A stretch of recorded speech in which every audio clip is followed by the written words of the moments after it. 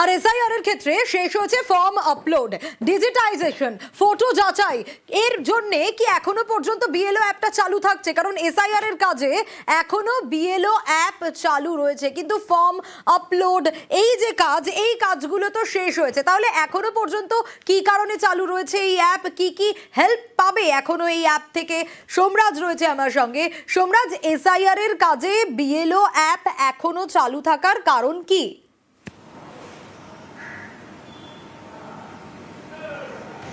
দেখো, গতকাল রাত 12টা পর্যন্ত এনামুলেশন ফর্ম আপলোড এবং ডিজিটাইজেশনের কাজ শেষ হয়েছে। সেই অপশন বিএলও অ্যাপে এখন বন্ধ করে দেওয়া হয়েছে, কিন্তু বিএলও অ্যাপ সচল রাখা হয়েছে। তার কারণ ফটো ভেরিফিকেশন, অর্থাৎ জাতীয় নির্বাচন কমিশনের যে সফটওয়্যার, সেখানে দেখা যাচ্ছে একাধিক ভোটারের একসঙ্গে ছবি মিলে যাচ্ছে। অর্থাৎ 2-3 জন ভোটার এবং তাদের যে ছবি, সেটা 2-3 জন ভোটারের সঙ্গে মিলে যাচ্ছে।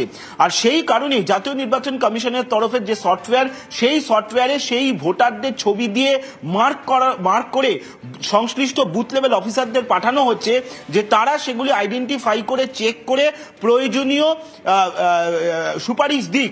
এমনটাই বিএলও অ্যাপে সেই জন্যই ফটো আইডেন্টিফাই এই সংক্রান্ত একটি অপশন ওপেন রাখা হয়েছে বিএলও অ্যাপে। এবং যেটা কমিশন সূত্রে জানা যাচ্ছে, আজ রাত পর্যন্ত বিএলও অ্যাপে এই অপশনটি রাখা থাকবে। তার কারণ যাতে এই ফটো আইডেন্টিফাই, অর্থাৎ ফটোগুলি তারা খতিয়ে দেখে প্রয়োজনীয় পদক্ষেপ নেয় বুথ লেভেল অফিসাররা। জাতীয় নির্বাচন কমিশনের তরফে এই সংক্রান্ত একাধিক ছবি ইতিমধ্যেই আইডেন্টিফাই করে বিএলওদের অ্যাপে দিয়ে দেওয়া হচ্ছে এবং সংশ্লিষ্ট বিএলওরা সেটা অ্যাপে দেখতে পাচ্ছেন বলেই কমিশন সূত্রে খবর। এবং সেই কারণেই বিএলও অ্যাপ এখন সচল রাখা হয়েছে। বেশ,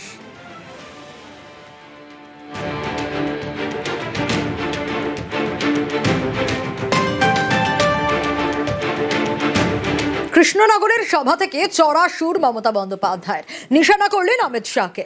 বুধবার লোকসভায় তৃণমূলকে আক্রমণ করেছিলেন শাহ, আর পরের দিনই তাকে পাল্টা।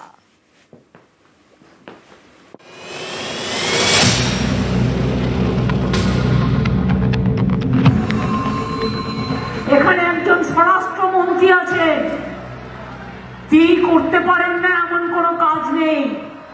তার দু চোখ দেখলেই মনে হয় ভয়ঙ্কর। এক চোখে তার দুর্যোধন, আর এক চোখে তার দুঃশাসন। সামনের বছর পশ্চিমবঙ্গে বিধানসভা ভোট, তার আগে অনুপ্রবেশ ইস্যুতে রাজনীতির হাওয়া গরম। তৃণমূলকে টার্গেট করে বুধবার লোকসভায় সুর চড়ান কেন্দ্রীয় স্বরাষ্ট্রমন্ত্রী অমিত শাহ। घुसपैठ हो रही है भारत बांग्लादेश की सीमा से। वहां पर कुल 2216 किलोमीटर बॉर्डर है।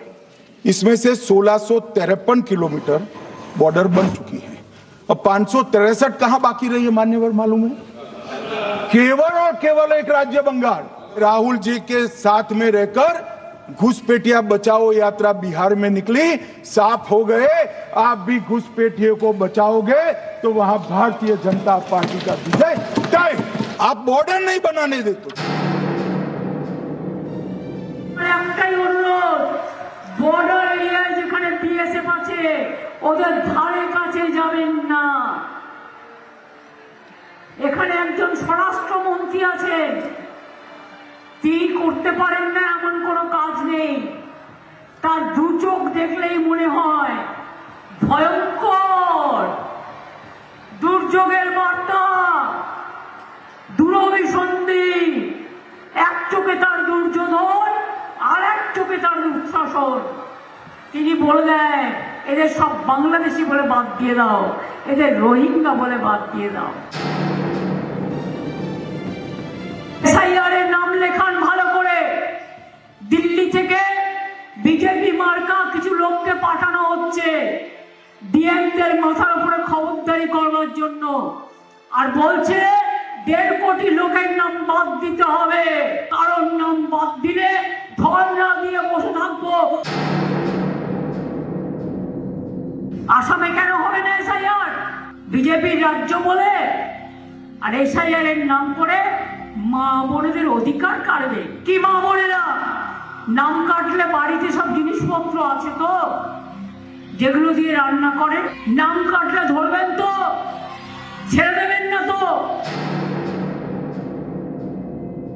ডিএমদের পাশে একটা করে সেন্টারে বিজেপির লোককে বসিয়ে রাখা হবে দেখবার জন্য যে ডিএমরা ঠিক মতো কাজ করছে কিনা। তোমরা কে ভাই?